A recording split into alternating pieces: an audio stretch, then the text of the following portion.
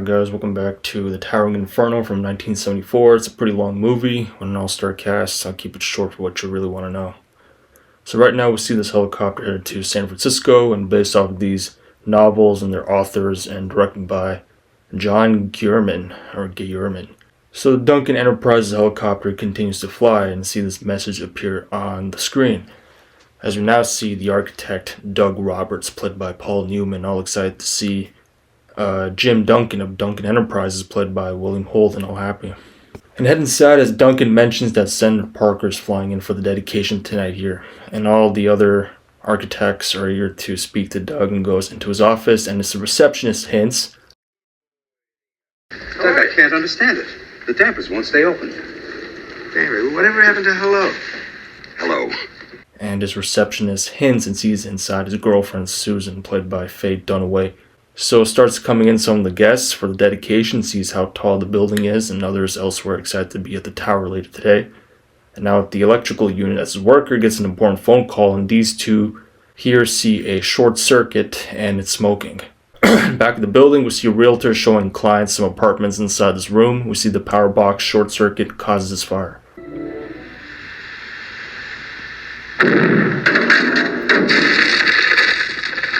We now meet O.J. Simpson for seeing everything here, and sees a warning on the computer and tells the guard to put up the main utility room footage to see there's no fire. Now back to these two talking about her getting a promotion, and Doug gets a call from downstairs about the short circuit and sees something is off and now runs to Jim Duncan's office. Tells him the security officer calling for a conduit safety covering, and now comes in Bigelow with a giant pair of scissors for later today. And Doug wants to speak to Jim's son-in-law, who usually looks after this. And his son-in-law is out right now, and the fire is now more visible as O.J. Simpson just flickers the main board to see and will get fixed. And Doug is made to Jim's son-in-law's, and he isn't home as his wife opens the door, which is Jim Duncan's daughter. So a few seconds later, he does show up. Roger Simmons, played by Richard Chamberlain, the electrical engineer of the building. And Doug thinks Roger screwed up the wirings, but wants all the plans and documents for the utility room by 9 a.m. tomorrow. We'll make it. And so the carpet rolls out for the big show at Duncan's building. Again, everyone looking up at it. And Harley Claiborne here, played by Fred Astaire, is putting on his rented tuxedo and goes to see the other guests. And Will here has found the blueprint for the original specs from the utility room for Doug. Will Holdings. And now the Hollywood red carpet-like entrance, starting us off with the Senator Parker, played by Robert Vaughn. And now comes in the Simmons couple, now the mayor and his wife. And then cuts the golden ribbon to the Duncan Enterprise building. So the fire worsens the utility room, and Bigelow has some matters to get to, which is to be with his secretary. So now in the main ballroom, as Jim Duncan takes Senator Parker to meet up with the bartender and pulls out a fancy case of wine.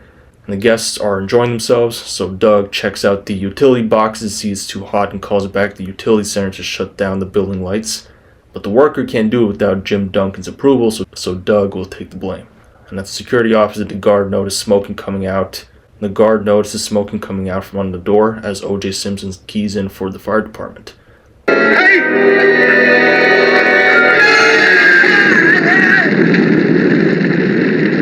And Will Holdings has been burned to near death as comes in O.J. Simpson to help as Doug phones in for the ambulance. And Doug calls up Duncan to tell him Will has been badly burned and to get everyone out of here to the ground floor. And here comes the fire department's chief, O'Halloran, played by Steve McQueen, as Cappy here tells him the fire is coming out of the utility room.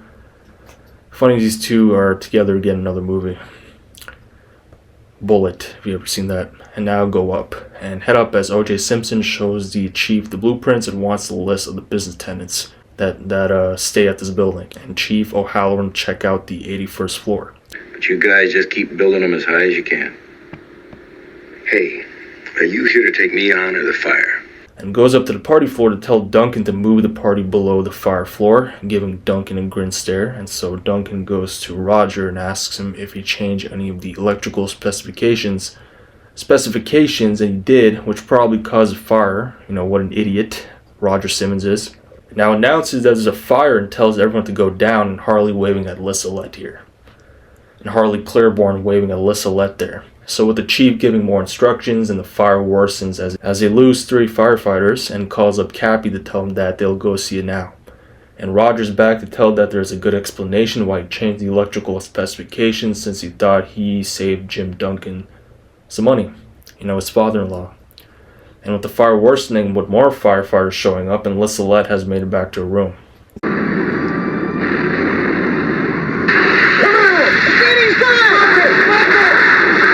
And Bigelow's still all caught up, but his secretary smells something burning and tries to use a phone as everyone leaving, and the security spots Lissalette on the camera and calls up O.J. Simpson and will get her out of there with Doug going along as well. And Bigelow lying to his secretary that firemen were coming up since he shut off all the phones so he can her. But Bigelow tries to be a sucker here and runs out into the fire to get to those firefighters while getting barbecued. How funny.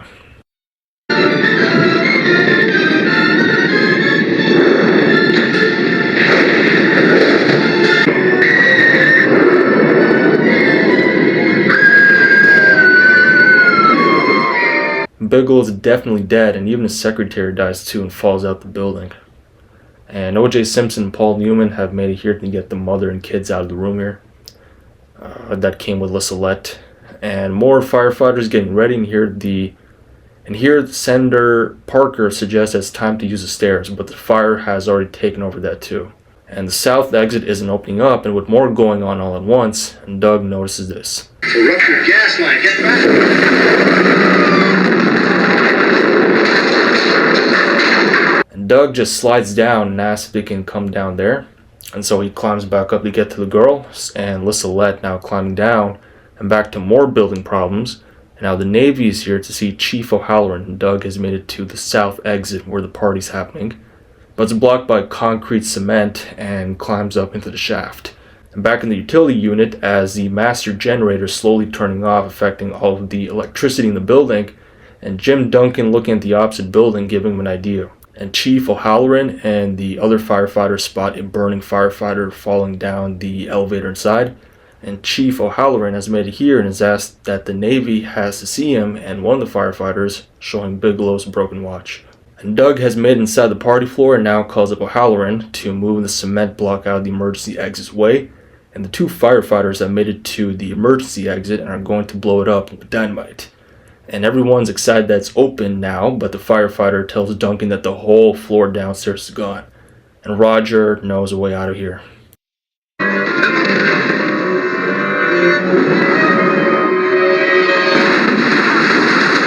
Well, that failed. But he still lives and goes up and wants to get drunk. And as other matters are resolved, Doug has to talk to Duncan that Will is dead. If you had to cut costs, why didn't you cut floors instead of corners? Now listen. So yeah, it's Jim Duncan's fault and his son-in-law Roger. Son-in-law, father-in-law conflict. How funny. How pathetic. And another explosion happens as everyone's moving the furniture out of the way, and O'Halloran telling Doug to get all the guests ready for the helicopter pickup. And these guests, desperate to get out of here.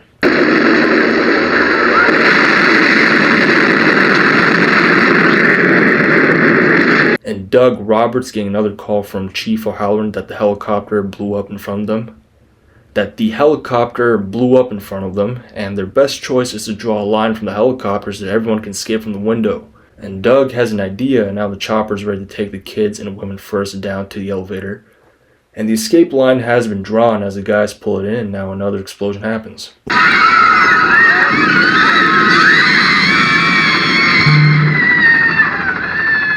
And Fred Astaire will never get to experience Lissalette, since she's dead now.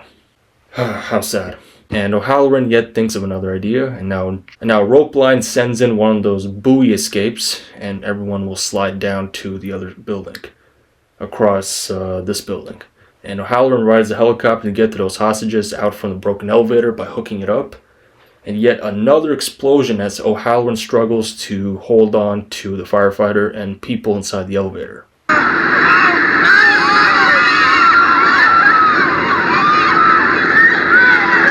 So that was close, and back inside as O'Halloran discovers this. They hold 1 million gallons of water. That's more than enough to drown the fire. And Duncan and his son-in-law will be the last ones leaving the building, and O'Halloran calling up Doug to see that the water gallons upstairs are easy to blow up to put out the fire, and they got 15 minutes according to this engineer Navy down here. And knowing all this, Roger, the sender, and some others try to get out of here, but the sender ends up falling down and dies. Great. And Doug will meet up with O'Halloran to put up the bombs for those water gallons upstairs. And the two meet up as O'Halloran shows them how to do this bomb implanting, and they escape down back to the party room. And then the water blows up and even kills the bartender with the statue slapping him, and slowly the fire's out.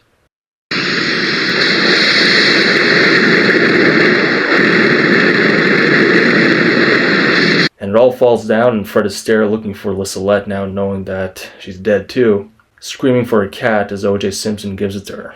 And Roger Simmons is also dead too, as Duncan's daughter is crying. And Chief O'Halloran says so long to Doug Roberts. So 2 lessons you can learn from this movie: don't cut corners and don't change anything about the building's plans without telling the architects. And that is the Towering Inferno from 1974. Super long movie, super simple, one of the known disaster movies.